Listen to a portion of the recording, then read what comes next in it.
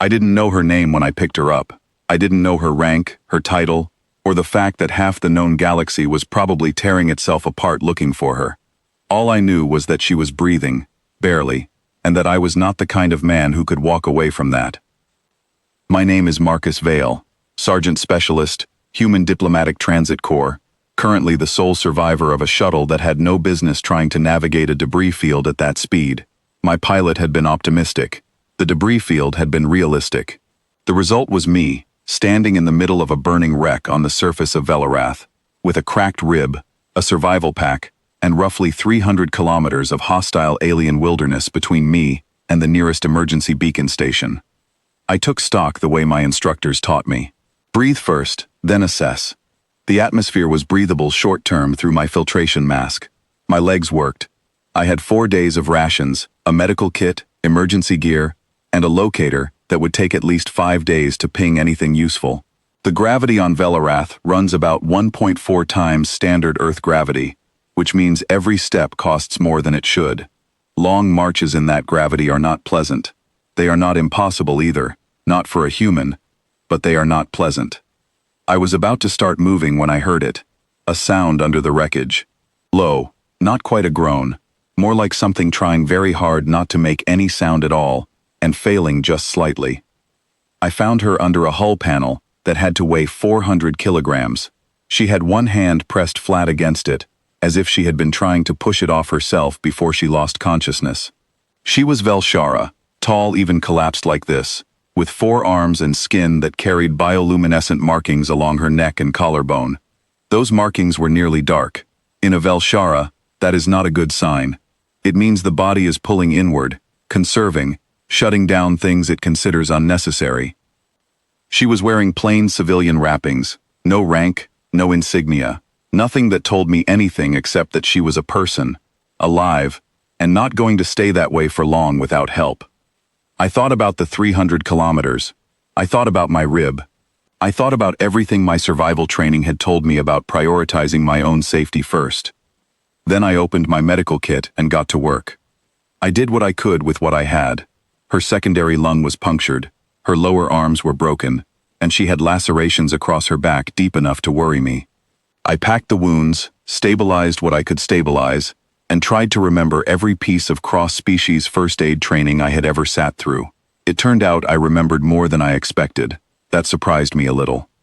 I built a litter from wreckage. Then I looked at the terrain ahead and decided the litter would be too slow. The ground was uneven, thick with root systems and undergrowth that would catch and drag. I would spend more energy fighting the litter than carrying her. So I put her on my back.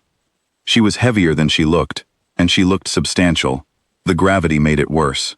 My rib introduced itself to me very clearly the moment I straightened up, and it did not stop introducing itself for the next 4 days. I adjusted the carry, found a position that distributed her weight across my shoulders, and started walking. She stirred about 20 minutes in.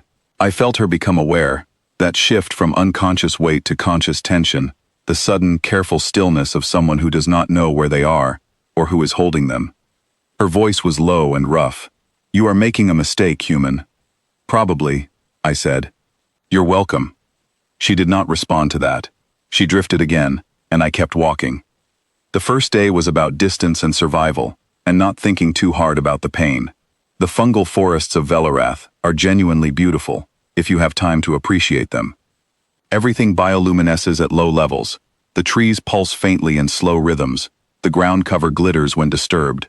And at night, the whole world looks like someone's scattered stars at ground level. I did not have a lot of time to appreciate it. I was watching the tree line.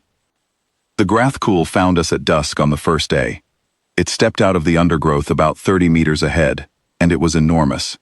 6 limbs, a head that sat too low on its shoulders, and eyes that caught the faint forest light and threw it back like mirrors. It was looking at us the way something looks at a meal it does not expect to have to work for.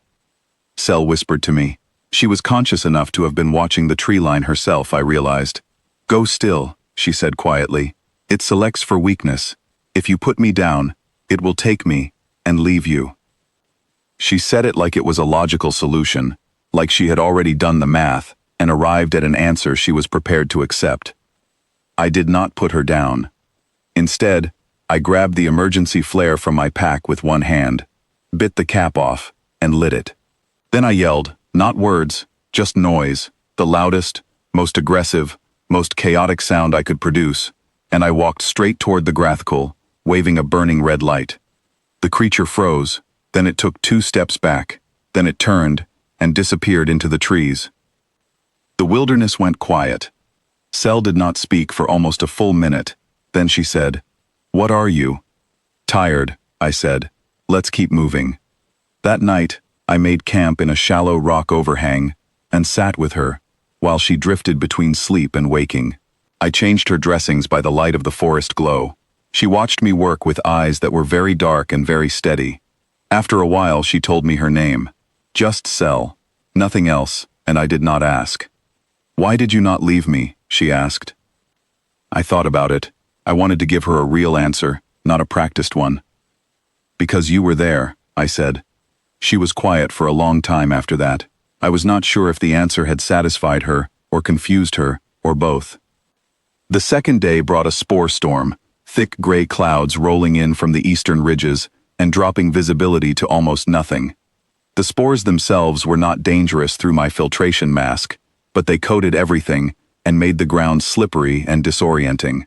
I pushed us into a cave system and made us wait it out. Inside the cave, Sel's fever climbed. She was fighting something, her body working hard to repair itself, and the effort was taking everything she had. She grew restless and anxious in the way that feverish people sometimes do, and I talked to keep her present. I talked about Earth. I told her about oceans, real ones, not the shallow mineral seas that pass for oceans on most settled worlds, but deep Pacific Ocean blue that goes down so far that the pressure at the bottom would crush most ship hulls. I told her about mountains with snow on them in the middle of summer. I told her about how humans had spent most of their history trying to survive things they had no right to survive, and had somehow kept doing it anyway, not because they were the strongest or the fastest, but because they were extraordinarily stubborn and tended to refuse to understand when something was supposed to be over. She listened. Her markings, which had been almost completely dark when I found her, began to glow again, not brightly, just a faint, steady warmth, like an ember that had caught. By the third day, she could walk short distances, and she insisted. I let her set the pace. We moved together through the morning in a kind of careful quiet, and she began to ask me questions. They were not casual questions.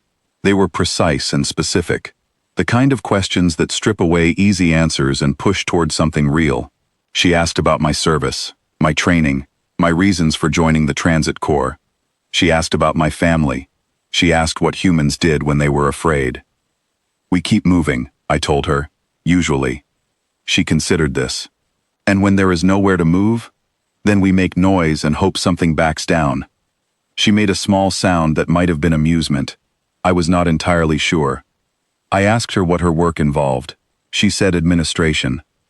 I accepted this without question, because I had met a lot of bureaucrats and they all had that same quality of watching everything very carefully while revealing very little. "Lots of paperwork?" I asked. Something crossed her expression. "A considerable amount, yes." The river hit us in the early afternoon, and it hit hard. The flash flooding had turned what should have been a manageable crossing into a fast-moving torrent that churned white around rocks the size of ground vehicles.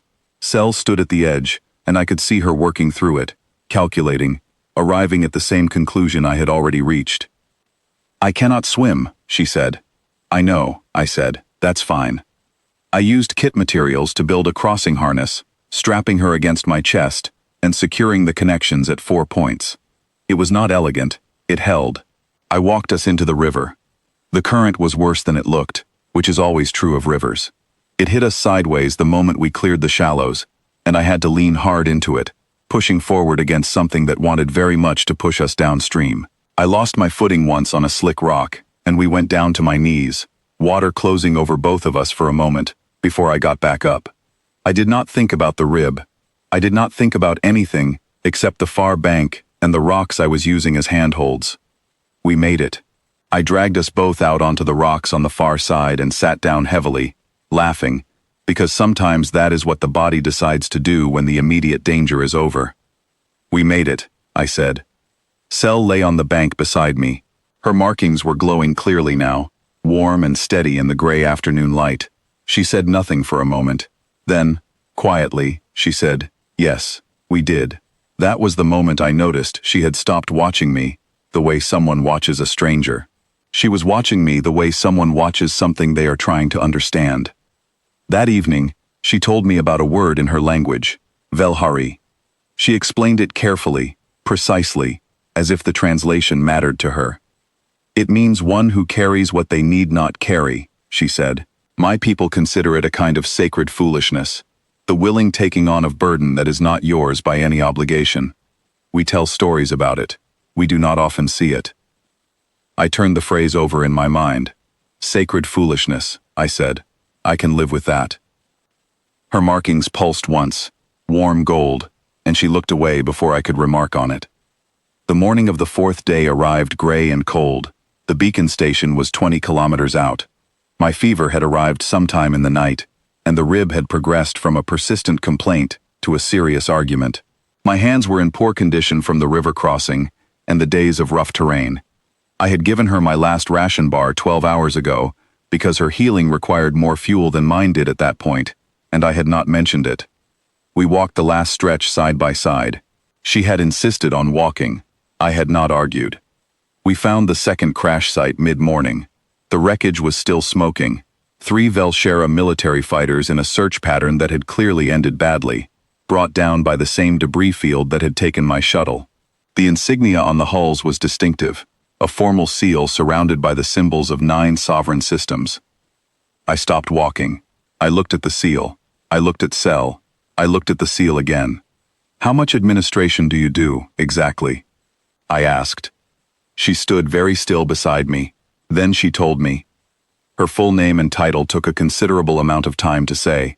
The short version was Empress vel'arath III, sovereign of the 9 systems. She had been traveling in a stripped civilian vessel, deliberately plain, deliberately unmarked. On a peace mission she had not wanted her own court to intercept. The crash had been sabotage. No one had known her route. She had told no one. She watched my face while she said all of this. I was quiet for a moment, then I said, "Okay." She blinked. "That is all? Do you want me to bow?" I asked. "I can bow. The rib makes it complicated, but I can manage." Something broke open in her expression then, not quite laughter. Not quite anything I had a name for, something deeper and quieter than either. "You carried an empress on your back across 4 days of wilderness," she said. "You fought a grathkul with a burning stick. You swam a flood river. You gave her your rations. And now you are asking if you should bow." "I didn't know you were an empress when I did any of that," I said. She looked at me for a long moment, with an expression I would spend a long time afterward trying to describe to people who asked. "No," she said quietly. "That is precisely the point." The Imperial search ships came down 20 minutes later. The moment her commanders saw her, they dropped to their knees on the open ground. There was a great deal of controlled chaos, and shouted orders, and the sound of relief that has been held in too long finally breaking loose. Sel spoke one order before anything else, clear and firm, cutting through the noise. "See to the human first. He is injured." They strapped me to a medical stretcher before I could properly object. 6 medics, all at once, which felt like a significant overreaction. "I'm fine," I told them. "You have a fractured rib," Sel said, standing over me with her arms folded in the formal way of someone who is used to being the last word on any subject. "A fever, lacerations on both hands. And you gave me your last ration bar 12 hours ago. You are not fine." I looked up at her. "You knew about the ration bar?" "I am an empress," she said. "I notice things." I woke up in an imperial medical bay 20 hours later, to the finest care available in 9 systems, and the particular disorientation of not immediately knowing where you are. Sel was sitting beside the bed, no guards, no ceremony. Just her, in plain clothes again, watching me with those steady dark eyes. She told me the saboteurs had been identified. The peace mission would resume. I asked if she would be all right. She said the historical survival rate of vel'hari empresses was not encouraging. I told her she seemed like the type to ignore statistics she found inconvenient. She said that was a fair assessment. Before she left, she placed something in my hand. A small piece of carved obsidian, smooth and dark, the size of my palm. Her personal seal. Given, she told me, by hand, to no one in living imperial memory. In my culture, she said, this makes you vel'hari. Officially. It is not a rank, it is better than a rank. I looked at the seal. If I ever need anything within the power of 9 systems to provide, you need only ask. She left. I lay there in the silence of the best medical bay I had ever seen, and looked at the small dark stone in my hand for a long time. I filed the incident report when I returned to service. My commanding officer read it 3 times, set it down carefully, and asked me if I was feeling all right. I said yes. I did not mention the seal. Some things do not belong in a report. Some things you simply carry.